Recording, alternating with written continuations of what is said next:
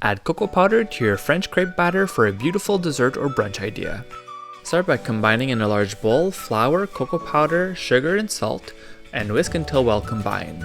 To the dry ingredients, crack in your 3 eggs and 1/3 cup of the milk.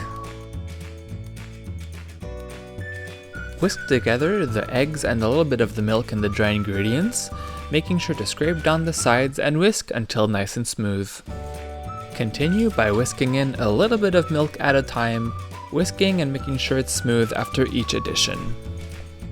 Whisk in the melted butter into the batter, and then place the batter in the fridge to chill for about 20 minutes.